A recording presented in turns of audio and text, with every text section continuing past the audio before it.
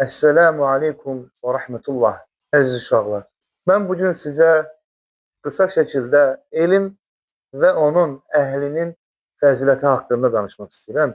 Elmin əzəmətliyini və fəzilətini bilmək üçün Uca Allahın Rasulullah sallallahu aleyhi və səlləmə, öz peyğəmbərinə elminin artırılmasını istəməsini əmr etdiyi ayəni zikr etmək kifayətdir. Uca Allah Quranda buyurur ki, Muhammed sallallahu aleyhi ve selleme deyir ki, denən ki, ey Rəbbim, mənim elmimi artır. Taha surəsi 114-cü ayətdir. Buyurulub ki, bu ayə elmin fəzilətli olmasına dəlildir. Çünki Uca Allah öz peyğəmbərinə sallallahu aleyhi ve selleme elmdən savayı başqa bir şeyin artırılmasını istəməyi əmr etməmişdir. Burada elm dedikdə şəri elm nəzərdə tutulur. Xuzeyfə radiyallahu anhu rəvayət edir ki, Rasulullah sallallahu aleyhi ve sellem demiştir ki, elmin fəziləti ibadətin fəzilətindən üstündür. Dinin təməli isə təqvadır. Əziz uşaqlar, niyə deyirəm elmin fəziləti ibadətin fəzilətindən üstündür? Nə deməkdir bu? İbadətlər elmlə öyrənilir. Fikir verdiniz nə deməkdir bu? Sizin qıldığınız namaz, tutduğunuz oruc, zəkatınız, həcciniz, inşallah Allah hər birinizi vəfq eləsin. Və digər dini ayinlər, hansı ki o dini əməlləri eləyəndə siz savab qazanacaqsınız həyatınızda. Hətta ailə qurmağınız, gələcəyinizdə olan övladlarınız, ümumiyyətlə dinin bütün ayinləri, bütün fikri qaydalar, bütün hər bir şey nə ilə öyrənilir? Elmlə. Qarşınızda olan kitab, qələm, dəftərlə.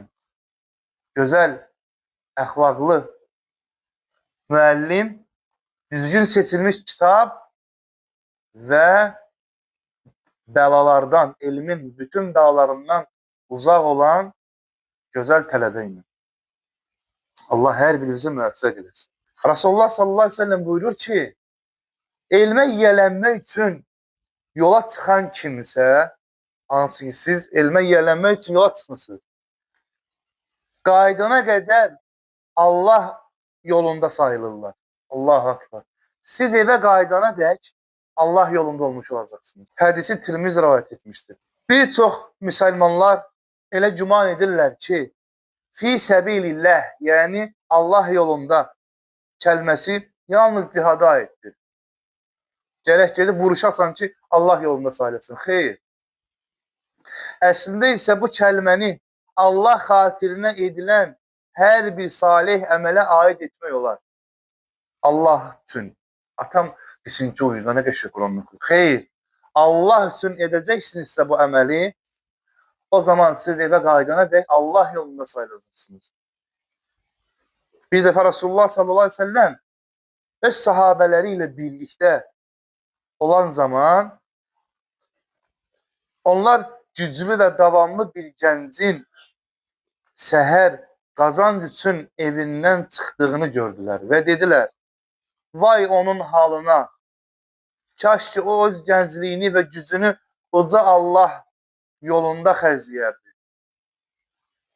Rasulullah sallallahu aleyhi ve sellem dedi ki, əgər o öz körpə balaları üçün qazanc əldə etmək niyyəti ilə çıxmışsa, o Allah yolundadır. Əgər o öz qoca valideynləri üçün qazanc əldə etmək niyyəti ilə çıxmışsa, o Allah yolundadır.